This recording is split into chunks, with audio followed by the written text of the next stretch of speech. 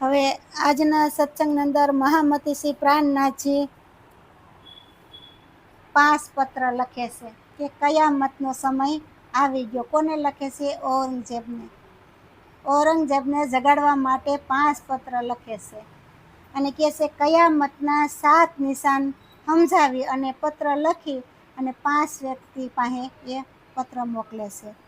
તો આવી રીતે મહામતી શ્રી પ્રાણનાથજી કહે છે કે રોહિલા ખાન કી સરાયત में बैठ किया विचार हमको अब કર્યા કરના હુકુમ પરવરદિગાર.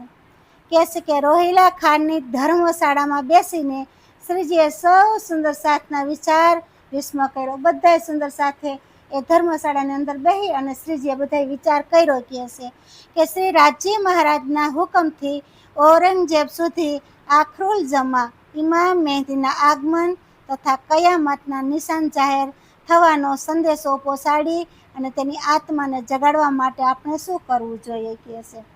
કહે છે કે કયામતનો સમય આવી ગયો છે અને ઔરંગઝેબને જગાડવાનો છે. 7 નિશાન જાહેર થઈ ગયા છે. તો કહે છે બધાએ મળીને વિચાર કર્યો કે હવે આપણે શું કરવું જોઈએ? કહે છે તો કહે છે કે ધૈરો હે રઝવી ખાન કે फिरे दिन 10-20 सरसा बात रसूल की उम्मीद नहीं जगदीश. કે રઝવી ખાન જે ઔરંગઝેબના દરબારનો એક દિવાન હતો. જે રઝવી ખાન હતો ઔરંગઝેબનો દિવાન એક હતો. કહે છે તો દિવાનના માધ્યમ દ્વારા ઔરંગઝેબ સુધી આપની વાત પહોંચાડવા માટે શ્રીજીએ પોતાના સાથીઓને તેની પાસે મોકલ્યા. કહે છે કે જેઓ 10 થી 20 દિવસ સુધી ઇમામ મહેદી મોહમ્મદ સાહેબની જ વાત કરી. કહે છે બધી 10-20 દિવસ સુધી અને મોહમ્મદ સાહેબના આગમન વિશેની ચર્ચા દિવાનને સાંભળવા લાગ્યા. કહે છે હવે મોહમ્મદ સાહેબ આવી ગયા છે એવી આગમનના સમાચાર દેવા માટે 10-20 દિવસ સુધી સત્સંગ કર્યો.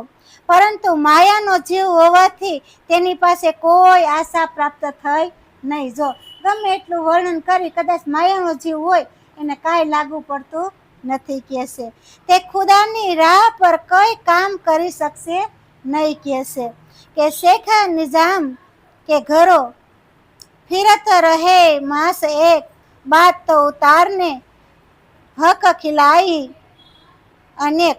કે ત્યારબાદ શેખ નિઝામ જે ઔરંગઝેબ બાદશાહને ઉત્સાહ અર્થાત રાજગુરુ હતા. કહે છે જો આ શેખ ઇજામ હતા ને એ રાજગુરુ હતા ઔરંગઝેબના રાજની અંદર. તો તેની પાસે જઈને 1 મહિના સુધી પોતાનું કર્તવ્ય સમજાવવા માટે કયામતના નિશાનો જાહેર થવામાં સંદભરમાં કુરાનના અનેક પ્રમાણો સહિત ચર્ચા કરી પરંતુ ત્યાં પણ ફળ કાંઈ પ્રાપ્ત થયું નહીં. કહે છે આ બધા પાસે સત્સંગ કરવા જાહે પણ કાંઈ વસ્તુ કોઈને પ્રાપ્ત થતી નથી. કહે છે તો શેખ ઇઝામ ના ઘરે જવાનું એક વિશેષ લક્ષણ એવું હતું કે ઔરંગઝેબનો રાજગુરુ હતો. જે ઔરંગઝેબ હતો એનો રાજગુરુ હતો હોવાના નાતે તેને દીને ઇસ્લામ લક્ષ્ય અનુસાર કયામત તથા મોમિનોના જાહેર થવાની વાત સાંભળી લે ને તો કહે છે કંઈક ઔરંગઝેબને જઈને વાત કરે. જ્યારે તેને બિલકુલ ધ્યાન ન આપ્યું. કહે છે હવે એને કાંઈ ધ્યાન આપ્યું નહીં. કહે છે ત્યારે મોમિનોએ તેમને સ્પષ્ટ સંભળાવી દીધું કે આપ સૌ દુનિયાના એસો આરામ પડ્યા છો કે દુનિયામાં એવા તમે આરામમાં પડ્યા છો કે તેથી ધર્મની વાત સાંભળતા જ નથી. બધા મોમિનોએ કહી દીધું કે તમે તો દુનિયાના એવા આરામની અંદર પડ્યા છો ને કે ધર્મની વાત તો તમે કોઈ સાંભળતા જ નથી. આજે કેવા આરામ કરે છે બધા, ધર્મની વાત કોઈ સાંભળવા તૈયાર થાય છે? એવી જ રીતે એ સ્થિતિ જ્યારે શ્રીજી સાહેબ વાત કરતા હતા ને ત્યારે બધાની એવી સ્થિતિ હતી કે કોઈ સાંભળવા તૈયાર નહોતા.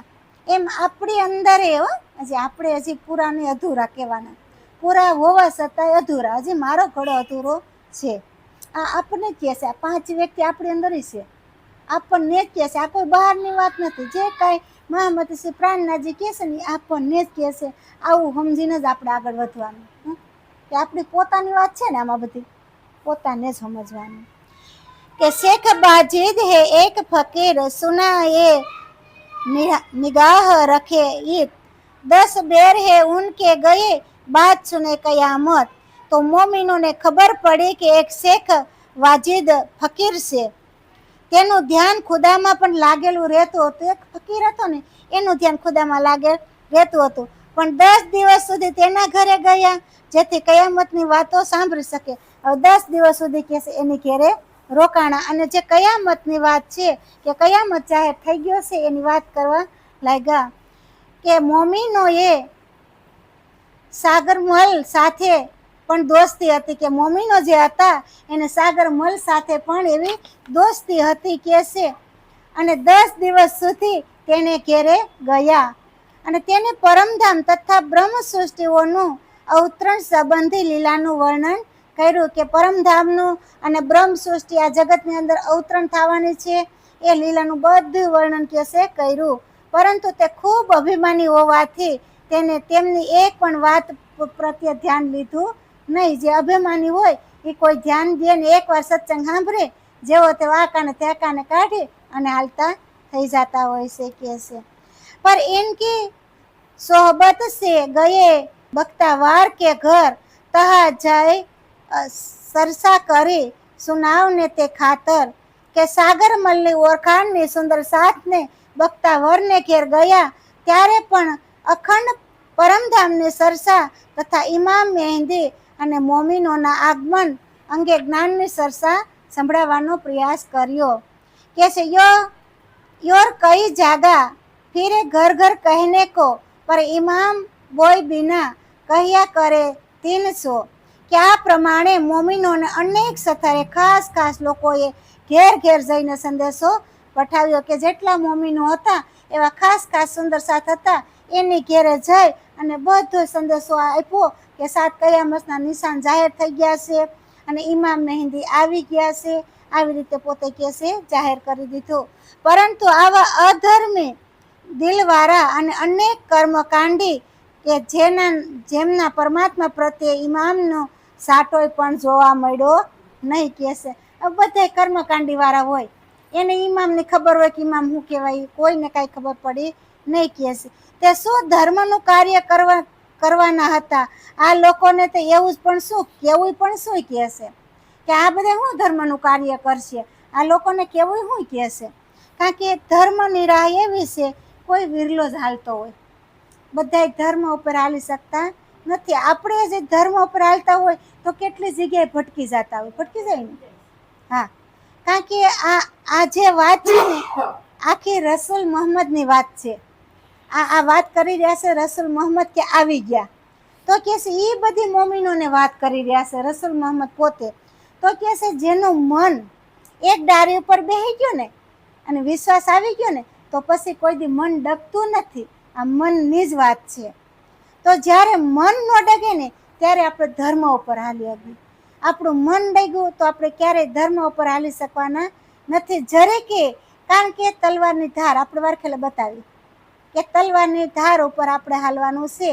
આ મન જ ને કબજે કરવાનું છે. જો મન જ્યાં સુધી કબજે નહીં થાય ત્યાં સુધી આવી રીતે આપણે ગમે એટલું અમે કહી જાઉં અમારું જીવન પૂરું થઈ જાય પણ આપણી અંદર કાંઈ પ્રવેશ થાય નહીં કે છે. કહેવા વાળા તો કહી જાય. જો શ્રીજી બધાને પત્ર લખીને મોકલે છે, બધાને સમજાય પણ કોઈ સમજા નહીં. એવી જ રીતે આપણે પૂર્ણ બ્રહ્મ પરમાત્મા અક્ષરાથી શ્રી કૃષ્ણને ક્યારેય પણ ભૂલવાના નથી. મન એની પાસે જ રાખવાનું. એટલે ગોપીઓ નથી કહેતા કે એક મન હતું એ તો હરણ કરી ગયો, બીજું મન નથી ઓધો તને આપું હું.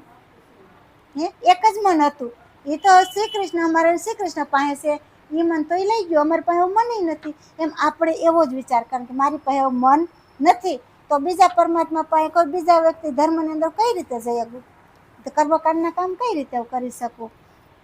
તો આમાં કહે છે કે બધા કર્મકાંડી જેમના પરમાત્માને પ્રત્યે હોય એને શ્રદ્ધા હોય, ધર્મનો વિશ્વાસ હોય નહીં હોય કે છે. તો કે ત્યારે મોમીનોએ મળીને વિચાર વિસ્મય કર્યો કે પરમાત્માના પ્રત્યે નાસિકતાનો ભાવ અથાન દજાલનું તાનાશાહી શાસન ચાલી રહ્યું છે. શું કહે છે કે મોમીનોએ બધા વિચાર કર્યો ત્યાં તો કે દજાલનું બધું તાનાશાહી હાલે છે કે છે. જ્યાં દજાલ હોય ત્યાં કાંઈ સત્સંગ કાંઈ લાગુ પડે નહીં કે છે. આવા શાસન ખુદાને સંદેશ આપવા વાળું કોઈ દેખાતું જ નથી કે છે. કે આવા શાસન હાલતું હોય ને ખુદાનો સમાચાર દેવાળું કોઈ હોય કે પરમાત્મા આવી ગયા એવું. કારણ કે મેન ભક્ત હાદમ હાદો ભક્ત હોય ને એને કોઈ ન ઓળખતું હોય. ફાટલા તૂટલા કપડાં પહેરીને કે કસરો વીણતો હોય અને કદાચ અસલ પરમાત્માનો ભક્ત હોય તેને કોઈ ઓળખે? અને આપણે હારા હારા કપડાં પહેર્યા હોય, ધર્મના કપડાં પહેરીને સફેદ બેહી ગયા હોય કે લાલ પહેરીને બેહી ગયા હોય તો કે હા એને માળા મોટી માળા નાખી છે, મોટી જટાઓ વધારી છે, ત્યાં તર દંડવત કરી નાખે. પણ ખબર નથી કે ગરીબમાં ગરીબ વ્યક્તિ છે ને એની પાસે પરમાત્મા છે. એટલે આપણે બધા પાસે પરમાત્મા છે એવું ને કે વિચારવાનું કે કોની પાસે પરમાત્મા છે. એના સ્વભાવથી એના ધ્યાનથી આપણે ઓળખી શકીએ કે પરમાત્મા અહીંયા જ હોવા જોઈએ, બીજે કે પરમાત્મા હોઈ શકે નહીં. કે એવી રીતે મહામતી શ્રી પ્રાણનાથજી કહે છે કે ફરજ આપણને ઉપર હે. જો કીધું ને ફરજ આપણા ઉપર છે કે પહોંચવાને પેગામ જો કોઈ ઇમામ લાઈ સોહે દાખિલ હોય ઇસ્લામ, કે આપણા પર કયામત તથા આખરુલ ઇમામ મહેંદી શ્રી પ્રાણનાથજી જાહેર થવાનો સંદેશ પહોંચાડવાની આપણી જવાબદારી છે. કે છે જેને પરમાત્મા મળ્યા એને સંદેશો પહોંચાડવાની જવાબદારી છે. આજે આપણે સત્સંગ સાંભળવાની પણ જવાબદારી છે અને અમારે તમારા તક પહોંચાડવાની પણ જવાબદારી છે. તો આવી રીતે મહામતી કંઈક જવાબદારી આપણી ઉપર મૂકી દે છે. હવે અમને અહીં વાંચીને તમને સંભળાવવાની જવાબદારી સોંપી દીધી ને, તો તમને સાંભળવાની જવાબદારી સોંપી દીધી. એટલે કહે છે કે વક્તા કરતા શ્રોતા આગળ છે. કોને કહું? કામ કે શ્રવણ ભક્તિ સર્વશ્રેષ્ઠ. કે આ કાન દ્વારા રાજ્ય સાંભળે છે ને તો જ આપણું કાર્ય બધું થાય છે, નકર આપણું કાર્ય કાંઈ થતું નથી. તો કે છે ફરજ કે આપણા પર કયામત તથા આખરુલ જમા ઇમામ મહેંદી શ્રી પ્રાણનાથજી જાહેર થવાનો સંદેશો પહોંચાડવાની જવાબદારી છે. જે કોઈ તેમની વાતો પર વિશ્વાસ કરી સમર્પિત થશે તે અર્શ એજ અજીમ અને અખંડ પરમધામનો સુખો લઈ શકે છે. કે છે કે આ બધો વિશ્વાસ લઈ છે ને તો અખંડ પરમધામના સુખો ભોગવશે, નકર પરમધામના સુખો કોઈ ભોગવી શકે નહીં. કે છે જો એ જ કાન સુખપાલ લઈને આવ્યા છે, હું આવ્યા આપણને સુખ દેવા, આનંદ શ્યામા મહારાણી આપે છે અને સુખ શ્રી કૃષ્ણ પરમાત્મા પોતે આપે છે. આ બંનેનો સ્વાદ આમાં છે. કે છે તો કે છે તીસ વાસ્તે પેગામ કો પહોંચાડનારા જરૂર નલુવા लिख है पहुँचाइए तब ये सुने मजकूर. કે આ પેગામને પહોંચાડવાનો હુકમ આપણે થયો છે તો તેનું આપણે અવશ્ય પાલન કરવું જોઈએ, કરવું પડે ને. આજે તમને આપણને સાંભળવા આગળ વાત કરી ને કે અમને આ સમાચાર પુગાડવાનું કીધું છે ને તમે સાંભળવાનું કીધું છે, તો કે છે એ પેગામ્બર આજે શ્રીજી કહે છે કે આપણે અવશ્ય આપણે પાલન કરવું જોઈએ. કે છે તો કે છે તેની તમામ હકીકત ચિઠ્ઠીમાં લખી અને ઔરંગઝેબના દરબારોને સુધી પહોંચાડવામાં આવે તો આપણી આ વાત તેમાં સુધી પહોંચી શકે. કે આ ચિઠ્ઠીમાં બધું લખી અને ઔરંગઝેબ તપ સુધી આ બધું પહોંચાડી દઈ. કે છે તોય એને ખબર પડે, કોકને સમાચાર પહોંચાડી તો ખબર પડે, નકર કેમ ખબર હોય કે આપણો પ્રણામી સંપ્રદાય શું છે, કૃષ્ણ પ્રણામી ધર્મ શું છે, કોઈને તો ખબર પડે નહીં. નકર તો ગડબડ પાછું થઈ જાય. થોડાક દિવસ સત્સંગ ન સાંભળ્યો ને ત્યાં કેટલું ગડબડ થઈ જાય છે, થાય એનું આપણે બધાને નહીં વાત. કે 5 રોહિલી ખાન કે રહે માસ સાર, ચાંદની શોક में आई के करने लगे विचार. વળી પાછા કે છે રોહિણી ખાનની ધર્મશાળામાં 4 માસ સુધી રોકાણા અને શ્રીજી ચાંદની શોકમાં આવ્યા અને પોતાના સુંદર સાથને ઔરંગઝેબના પેગામ પહોંચાડવા માટે વિચાર વશમાં પાછો કરવા લાગ્યો. વળી પાછો વિચાર કર્યો. કે છે કે ચાંદની ચોકમાં આવીને દુલી ચંદનની હવેલીમાં રહેવા લાગ્યા. ત્યારે બેસીને જ્યારે કુરાનના વિષયો ઉપર ચર્ચા કરવા લાગ્યા, કે હવેલીમાં આવી અને કુરાન વિશે બધી ચર્ચા કરવા લાગ્યા તો દુલીચંદના શોર શરાબને કારણે તે હવેલી પણ ખાલી કરી. જો શોર શરાબ હોય, જ્યાં શરાબ ખાન હોય ત્યાં તો પછી હવેલી ખાલી કરવી પડે.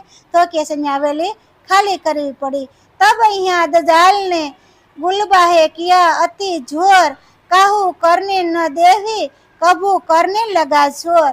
કે ધર્મ પ્રત્યે નાસિકતાના પણ જૂઠી માયા સાથે, જો કે છે ધર્મ પ્રત્યે જે નાસિકતા હોય તો જૂઠી માયા સાથે પ્રેમના આ કલયુગી વાતાવરણ શ્રીજી હિન્દુઓ પાસે જતા હતા. કે છે કે કલયુગની વાતાવરણમાં શ્રીજી હિન્દુઓ પાસે જતા હતા. તેઓ કુરાનની ચર્ચા સાંભળી અને મુસલમાનને હિન્દી ભાષા, જો કીધું ને કે કુરાનની ચર્ચા સાંભળી અને મુસલમાનને પાછી હિન્દી ભાષાની કહેશે.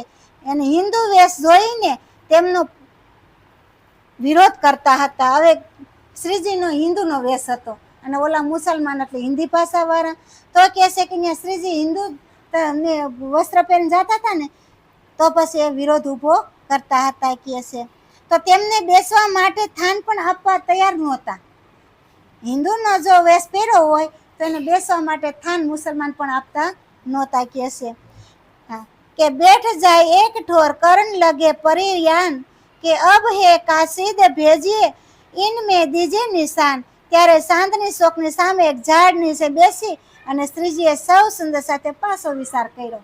હવે ચાંદની ચોક નીચે પાછા બે ઝાડવું હતું અને ત્યાં ચાંદની ચોક નીચે બેસી ફરી પાછો વિચાર કર્યો, કારણ કે ત્યાં તો હવેલીમાં તો બેહવા દીધા નહીં કોઈ,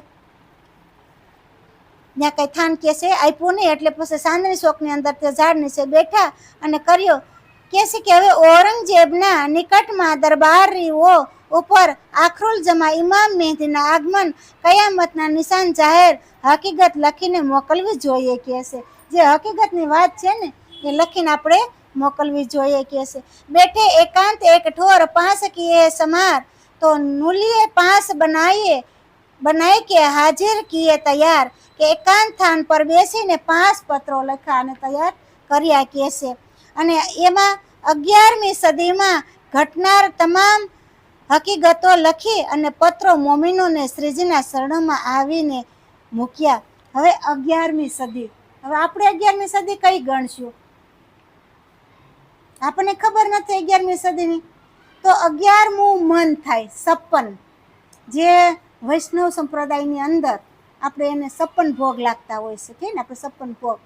તો એ મન છે. શું છે? 11મું મન. તો મુખારવિંદની વાત છે. આ ક્યાંની વાત છે? આ 11મું રાસઈ શરણ પ્રકાશ પિંડુરિયા, એમાં 11મું છે.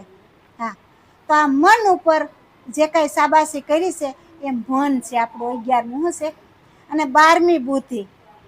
હા, આ 11 ગાંઠું વારેલી છે. એ જેમ જ્ઞાન થતું જાય ને એમ એક એક ગાંઠ ખુલતી જાય છે. તો 12 બુદ્ધિ આપણને આવી જાય છે. અને 12 બુદ્ધિ આવી જાય છે તો 13મે તો પછી કાયમ 14 તો કયામત આવી ગયો. તો એ 11મું મન છે. શું છે? એટલે અહીંયા મોહમ્મદ સાહેબની વાત કરી રહ્યા છે. કોનું? 11મું મન છે. એટલે મોહમ્મદ સાહેબની વાત અહીંયા હાલી રહી છે કે છે. તો આ સંદેશો લઈને કોણ આવ્યું છે? મોહમ્મદ સાહેબ પોતે. તો આ રસૂલ દ્વારા સંદેશો આવ્યો ને, એમને રસૂલ કહેવામાં આવ્યા છે. તો કે છે 11મી સદીમાં ઘટનાર તમામ હકીકતો લખી તે પત્રો મોમીનોએ શ્રીજીના શરણમાં આવીને મૂકી દીધા કે છે. કે હકીકત કયામત કી ઓર હે પૈસાન ઇમામ હઝરત ઈસા આયા હકીકત દિન ઇસ્લામ. કે કયામતના 7 નિશાનો હકીકતનું વર્ણન કર્યું પછી કહે છે કે ઇમામ મહેંદીના સ્વરૂપ પહેચાન તથા શ્રી પ્રાણનાથજીના રૂપમાં તેમના જાહેર થવાની સઘરી હકીકતો કહે છે. કે ઇમામ મહેંદી આવી ગયા અને પ્રાણનાથજીના રૂપમાં આવ્યા છે, એ બધી વાતને જાહેર કરવાનું લખ્યું એમાં. તો કહે છે ઈસા રૂહલ્લાહનું ધણી શ્રી દેવચંદ્રજીના રૂપમાં જાહેર થયું. કે ઈસા જે રૂહલ્લાહ હતા એ ધણી દેવચંદ્રજીના રૂપમાં બધું થયું કહે છે. તો ત્યાંથી દિન ઇસ્લામ તથા શ્રી નિજાનંદ સંપ્રદાયની હકીકત તેમાં જ લખવામાં આવી કહે છે. હવે જે નિજાનંદ સંપ્રદાયની વાત હતી એ હકીકત જે કંઈ હતી એમાં લખવામાં આવ્યું. પછી 5 પત્ર લખ્યા ને, એ પત્રની અંદર બધું લખવામાં આવ્યું. કે અસરાફીલ જબરાઈ ઉતરે અરસ સે ત્યોર લડાઈ દજાલ કી સબ લખી ઉનમે. કહેશે કે જબરાઈ શ્રી રાજજીનો જોશ ફિરસ્તો છે.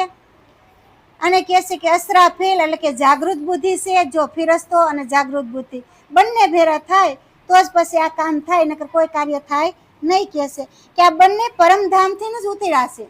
આ બંને ફિરસ્તા જે છે એ પરમધામથી ઉતર્યા છે.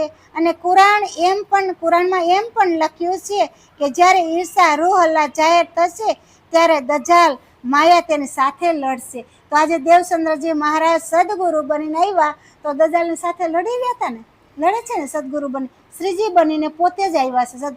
કારણ કે દેવચંદ્રજી મહારાજની અંદર 5 શક્તિ બિરાજમાન તો હતી, એકે શક્તિ ઓછી નહોતી, પણ જાહેર થવામાં લીલા અનુસાર પરબારી કોઈ શક્તિ જાહેર થાય નહીં. આપણને છે થોડુંક આવડતું હોય તો થોડુંક જ જાહેર થાય ને, ફરી પાછું બીજે હપ્તામાં પાછું વધારે આવડતું તો વધારે જાહેર થાય, એમ લીલા અનુસાર આ બધું જાહેર થયું. બાકી દેવચંદ્રજી સ્વયં પોતે શ્રીજી જ કહેવાના છે, અને શ્રીજીના સ્વરૂપની અંદર આવી અને બધું આ મહેરાજ આવ્યા ને તો એ કહે છે કે એની જ વાત બધી મોહમ્મદ સાહેબની જ પોતે વાત થઈ. તે કડે મોહમ્મદ અટાણે જ મોહમ્મદ પ્રગટ થાય અને બધી વાત પોતે જ કરી રહ્યા છે કે બંને પરમધામથી જ ઉતર્યા છે. તો કુરાનમાં એમ જ લખ્યું છે કે જ્યારે ઈસા રૂહ અલ્લાહ જાહેર થશે ત્યારે દજાલ માયા તેમની સાથે લડશે અને સગરી હકીકત એમાં લખી કહેશે.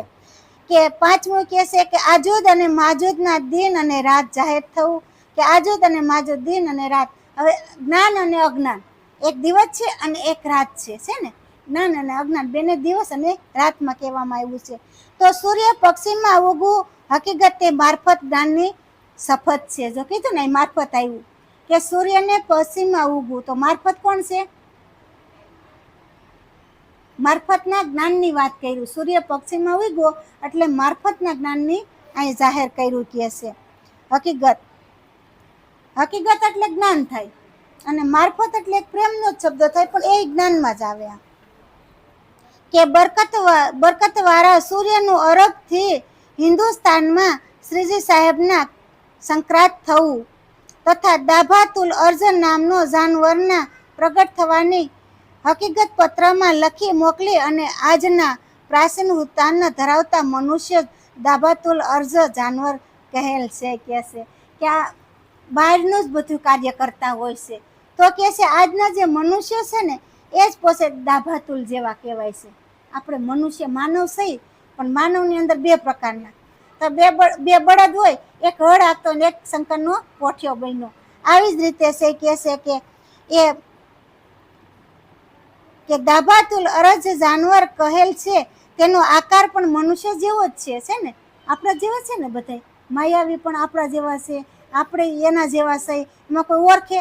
હવે માયાવાળા ભેગા બેઠા હોય ને આપણે કે તો કોઈ કે બ્રહ્મુનિ છે, એમ બ્રહ્મુનિઓ ભેગા બેઠા હોય તો નથી હજી પૂરો વિશ્વાસ આવતો.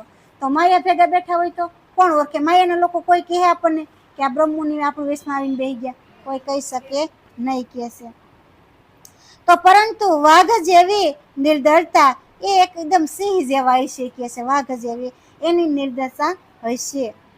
તે દાભાત તે આખો ભૂંડ જેવી અને તીવ્ર વાસવાયુક્ત દ્રષ્ટિ છે. એ વાસનાની યુક્તિ છે. આ દ્રષ્ટિ જે એની છે ને એ વાસના ઉપર જ હાલવા વાળો હોય છે. આપણે વાસનાને તો ઓળખી ને, વાસના કોને કહેવાય? મન દ્વારા હાલતા હોય, બધું મન દ્વારા કાર્ય કરતા હોય, પોતાના મન દ્વારા માયાવી કાર્ય કરતા હોય, તે વાસનાને કહેવાય દ્રષ્ટિ. એની દ્રષ્ટિ માયામાં હોય. એમ કે કાન જેના હાથી જેવા, હું કે છે આ કાન જેવા હાથી જેવા હોય. તો હું કે છે કે વિવેક બુદ્ધિ અભાવ હોય, એની અંદર વિવેક બુદ્ધિ ન હોય એટલે એના કાન હાથી જેવા કહેવાય. પણ નથી કહેતા કાન ભલે ઝીણા એવા હોય, પણ નાની નાની વાત હોય સાંભળે, એ ધર્મ સાર્ય કહેવાય. એ ધર્મ આસાર ઉપર પોતે હાલતા હોય છે કે છે. હવે પહાડી બળદ જેવા શિંગડા, હવે પહાડી બળદ જેવા શિંગડા વિચાર કરો કોને કહેવાય? કે વાતમાં લડતા હોય. અત્યારે ધર્મમાં લડે છે ને બધા, કેવા ધર્મ યુદ્ધ કરતા હોય, તો એ વાતમાં લડતા હોય, કોઈની માન્યતા ન કરતા હોય. એટલે કીધું કે પહાડી બળદ જેવા શિંગડા, કે ઝઘડો વોર લેવાની વૃત્તિ. કે ગરદન કુકડા જેવી, હવે એની જે ગરદન છે, ડોક છે, એ કુકડા જેવી હોય કે છે.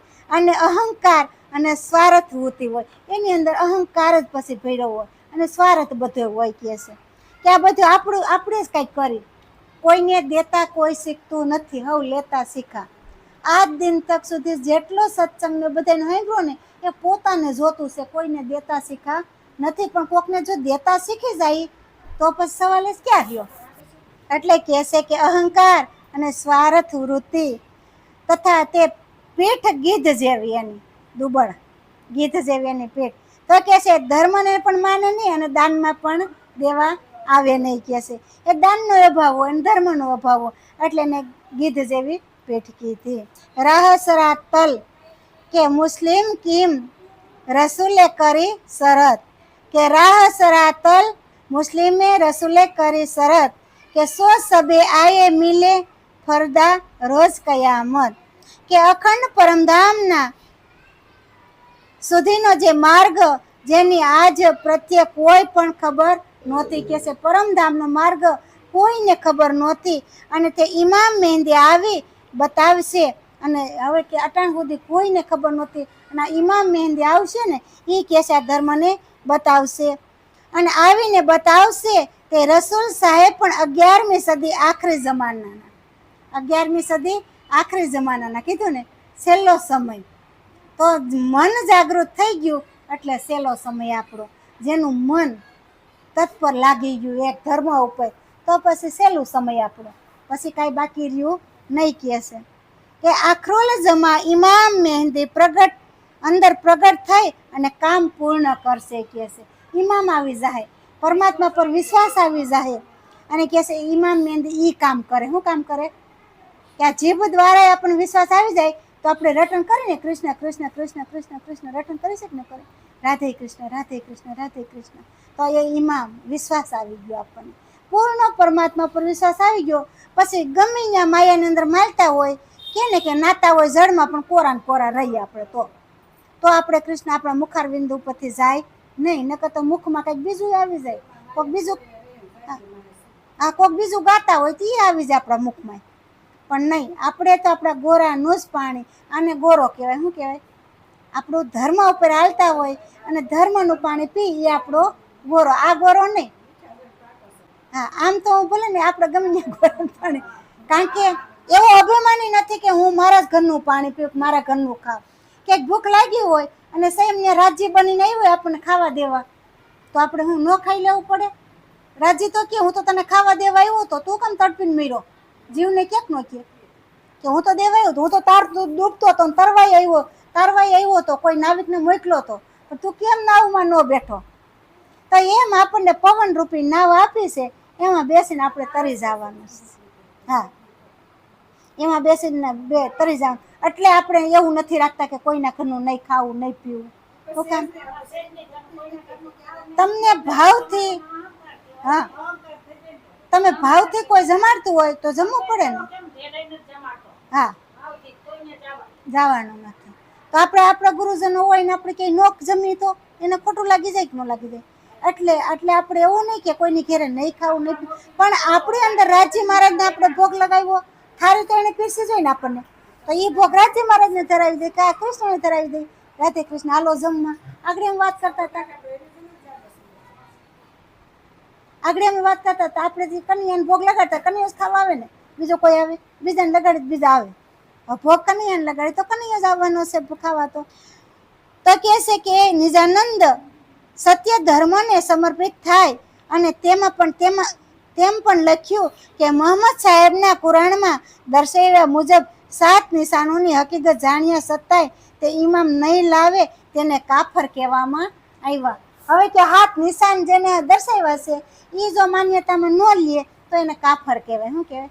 કાફર કહે છે કે कुरान हदीसों की शाहिदी देखे है लिखे बनाए तो वास्ते फरज है उतारने ये पहुंचाए जाए.